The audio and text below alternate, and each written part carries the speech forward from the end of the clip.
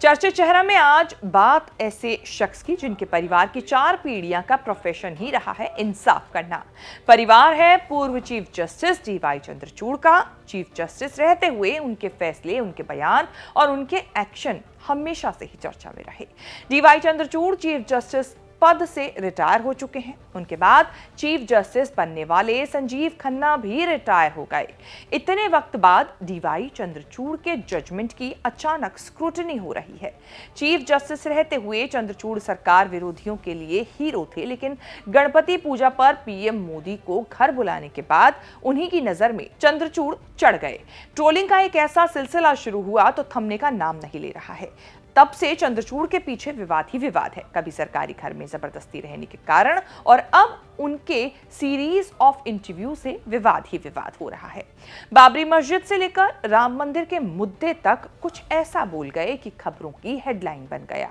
इसीलिए धनंजय यशवंत चंद्रचूड़ बने हैं हमारे शो के खास और चर्चित चेहरा। ऐसा क्या कहा है उन्होंने जो आ गया है भयंकर सुर्खियों में? क्यों गुस्से में लिया था फैसला कि नहीं बनेंगे जज? कैसे दूसरी शादी कर लोगों के सामने पेश की थी मिसाल? और क्यों सुप्रीम कोर्ट के वरिष्ठ वकील अब प्रशांत भूषण सवाल उठा रहे हैं डीवाई चंद्रचूड़ के बयानों पर? बताएंगे सब चर्चित चेहरा के इस एपिसोड में, तो बने रहिए वीडियो के आखिर तक। नमस्कार, मैं हूं कीर्ति और आप न्यूज तक पर देख रहे हैं चर्चित चेहरा। भारतीय न्याय व्यवस्था में धनंजय यशवंत चंद्रचूड़ एक ऐसा नाम है जिन्हें हमेशा उनके फैसलों के लिए याद किया जाता है। डीवाई चंद्रचूड़ देश के 50वें चीफ जस्टिस रहे। 9 नवंबर 2022 को चीफ जस्टिस ऑफ इंडिया का पद संभाला था और 10 नवंबर 2024 को वो रिटायर भी हो गए। लेकिन आज भी उनके बोल देश में एक बड़े तबके को प्रभावित करते हैं। ऐसे में डीवाई चंद्रचूड़ के कई वीडियो राम मंदिर और उससे जुड़े फैसले को लेकर सोशल मीडिया पर वायरल हैं, जिस पर खूब विवाद हो रहा है।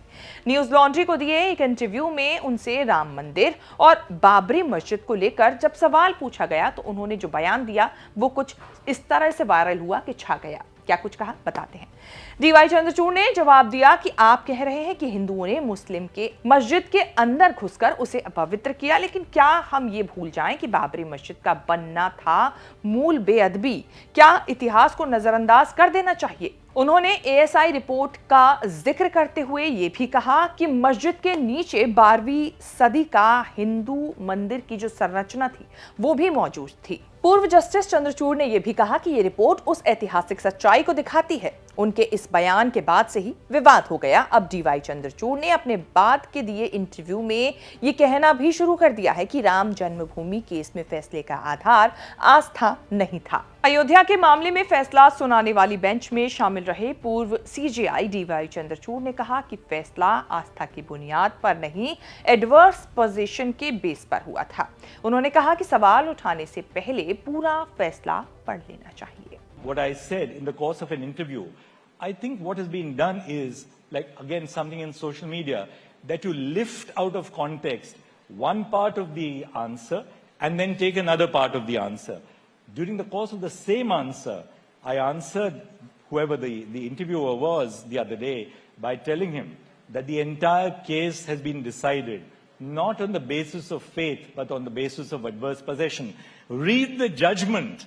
And the problem is most people who attack us don't have the time, the patience or the inclination to read 1045-page judgment. Why was it 1045 pages? Because the record was 30,000 pages in Ayodhya. People who don't read the judgment attack you because it's very easy to attack judges, right? I mean, you flog them on social media. Do you want to tell us, did you write the judgment? Nobody knows who wrote the judgment. The general buzz is you wrote the judgment, true? Rajdeep, I'm a disciplined soldier of the system. All of us took a decision that this was a dispute which had driven our society for hundreds of years, that we will speak with one voice to the nation. And that's the reason why we have not attributed authorship, whether in office or in retirement. I maintain that I have to be disciplined as a judge. Bharat के CGI के तौर पर नवंबर 2022 में पद संभालने के बाद D Y Chandrachud ने पहला सबसे बड़ा फैसला बिल्किस बानो के मामले में सुनाया था। उस दौरान उन्होंने सामूहिक बलात्कार और हत्या को लेकर उम्र कैद की सजा पाए 11 दोषियों को समय से पहले रिहा करने की अनुमति देने वाले गुजरात सरकार के आदेश को चुनौती देने वाली याचिकाओं पर सुनवाई के लिए एक खास पीठ का एक खास बेंच का गठन करने पर सहमति जताई थी। इसके बाद कई महीनों की सुनवाई के बाद 2024 की शुरुआत में कोर्ट ने फैसला सुनाते हुए सभी दोषियों की रिहाई के फैसले पर रोक लगा दी थी। बतौर जज अगर डीवाई चंद्रचूड़ के बड़े फैसलों की बात करें तो इस लिस्ट में सबसे पहले नंबर पर आता है राम मंदिर पर सुनाया गया फैसला। Justice DY Chandrachud supreme court की 5 सदस्यों की बेंच का हिस्सा थे, जिसने राम जन्मभूमि बाबरी मस्जिद मामले में ऐतिहासिक फैसला सुनाया था। इस बेंच की अगुवाई उस समय के चीफ जस्टिस रंजन गोगोई कर रहे थे। सुप्रीम कोर्ट ने फरवरी 2024 में इलेक्टोरल बॉन्ड्स को लेकर एक बड़ा फैसला भी सुनाया था। उसी फैसले ने उन्हें हीरो बनाया। कहा जाने लगा कि वही हैं जो सरकार से डरते नहीं, परवाह नहीं करते। अपने फैसले में बॉन्ड्स को खरीदने वालों की लिस्ट को भी सार्वजनिक करने की बात कही थी। कोर्ट ने आगे कहा था कि नागरिकों को यह जानने का अधिकार है कि सरकार के पास पैसा कहां से आता है और कहां जाता है। दिल्ली दंगों में आरोपी पूर्व जेएनयू छात्र उमर खालिद शर्जील इमाम की जमानत को लेकर भी चंद्रचूड़ को काफी कुछ सुनना पड़ता है। उमर खालिद 5 साल से बिना जमानत मिले जेल में बंद हैं। आज तक फैसला नहीं हुआ। चंद्रचूड़ से सवाल होते रहे, जमानत नियम है, जेल अपवाद, तो जमानत कैसे नहीं मिली। एक इंटरव्यू में उन्होंने पलटवार किया कि उमर खालिद के वकील ही तारीख पर तारीख मांगते रहे। 11 नवंबर 1959 को मुंबई में जन्मे धनंजय यशवंत चंद्रचूड़ भारत के 16वें मुख्य न्यायाधीश रहे।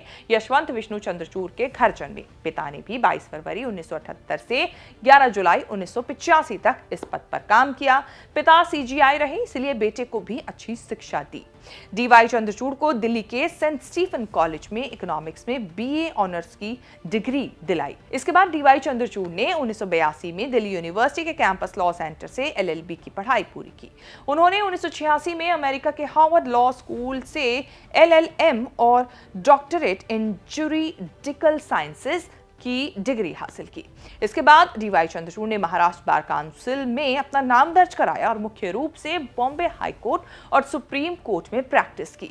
1998 में सीनियर एडवोकेट और भारत का एडिशनल सॉलिसिटर जनरल उन्हें नियुक्त किया गया। इसके बाद वो मुंबई यूनिवर्सिटी में तुलनात्मक संवैधानिक कानून के विजिटिंग प्रोफेसर बने। जस्टिस चंद्रचूड़ ऑस्ट्रेलियाई राष्ट्रीय विश्वविद्यालय, Harvard law school, Yale law school और दक्षिण अफ्रीका के विटवाटरसैंड विश्वविद्यालय से जैसे बड़े संस्थानों में पढ़ा चुके हैं। 29 मार्च 2000 को उन्हें बॉम्बे हाई कोर्ट के जज के तौर पर पोस्टिंग मिली। 31 अक्टूबर 2013 को उन्होंने इलाहाबाद हाई कोर्ट के मुख्य न्यायाधीश के रूप में शपथ ली। अपनी कड़ी मेहनत और न्यायिक कुशाग्रता के कारण उन्हें 13 मई 2016 को सुप्रीम कोर्ट में जज की पोस्टिंग मिली। 9 नवंबर 2022 को वो सीजीआई यानी चीफ जस्टिस ऑफ इंडिया बने।